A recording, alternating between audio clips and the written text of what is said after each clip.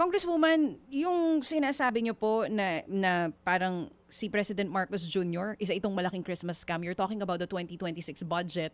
Yung ratsada nung 2026 budget natin doon sa Kamara, do you also considered it na parang pakiramdam ninyo na-scam kayong members ng minority? Dahil bukod sa hindi kayo napagsalita, ang bilis nga ng mga pangyayari. First time po ba yun na ganun kabilis na-ratify ang budget? Actually, gusto nating balikan yung ibang mga budgets ni President Marcos Jr. No? Niraratsyada niya talaga. This isn't new. No? Ito yung kanyang default.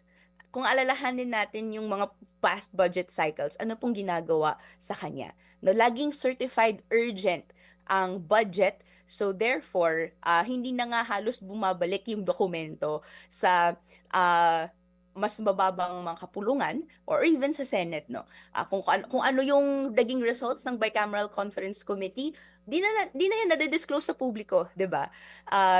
Naging halos secret yung meetings, tapos later na lang natin makikita kapag signed na or nasa table na ng Malacanang kung ano pala yung napag-agrihan sa Bicameral Conference Committee. Yun ang malala, yun yung ratsyada. And ngayon nape-pressure yung President Marcos Jr. administration na itigil na yung ganong mga tactics. Pero hindi po nagbabago yung fundamental principle na ang tingin sa budget, no, ay it's something na that executive proposes. At the end of the day, sila din yung may hawak at may pagdidireksyon dito. And so, ang tingin din sa lehislatura, no, ay yes na lang kayo, thumbs up na lang kayo para tapos na ang usapin.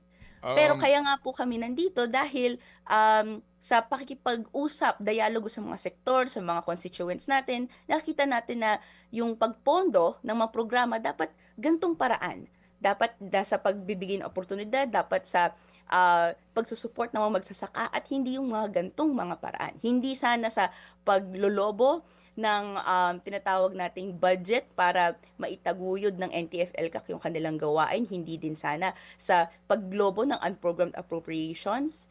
And so, because may disparity na to, mas nasa interest ng administrasyon na ito na yung mga critics niya, konti lang yung space, na papatahimik, at na handwave at na didiscredit yung kanilang mga nire-raise na issues. Opo. Mga kapatid, brothers and sisters, saan ka pa? Dito na tayo sa totoo. Dito na tayo sa True FM. Mga kapatid, mag-subscribe and follow po kayo sa social media accounts ng True Network PH. Yan po kami, hanapin nyo lang True Network PH, Facebook, Instagram, YouTube, TikTok, and podcast.